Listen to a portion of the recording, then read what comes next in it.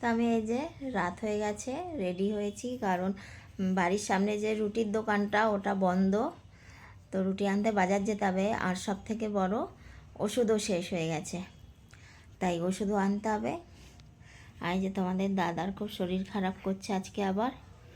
সরো শোনো, তুমি তো পাপাকে ঢাকায় দিয়ে দিচ্ছ, এই জন্য শুয়ে আছে।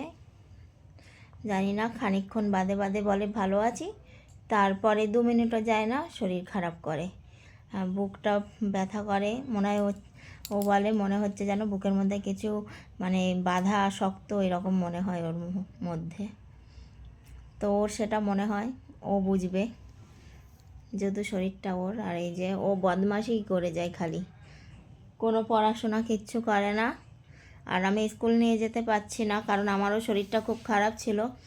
আর কাছাকাছি স্কুল না, সে জাগুলি যেতে হবে ওকে স্কুল নিয়ে, তাই আমি সাহস পাচ্ছি না। তো ভাবছি পরে মানে এই সোমবার পড়লে সোমবার থেকে স্কুল নিয়ে যাব, এই কটা দিন থাক।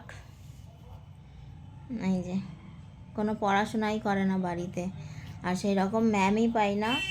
যাও একটা ম্যাম এসছিল, এ ম্যাম মানে পড়া শুরু করার আগেই বকাছকা শুরু করে দেয়, যার জন্য ম্যাম নিজেই বন্ধ করে দিয়েছে। 2 দিন এসছে বোধহয় পড়াতে, তারপর আর আসে না। তো একটা ভালো ম্যাম পাচ্ছি না, যে বাচ্চাটাকে বুঝিয়ে, বাচ্চাদের যেমন বুঝিয়ে সুঝিয়ে পড়ায় সেই রকম ম্যাম। তো কি করা যাবে আর। আর যেইটুকু আমার কাছে একটুখানি পড়ে, পড়তেই চায় না। ও শুধু বদমাশি এই। তো আমি বাজারে যাই আর কি।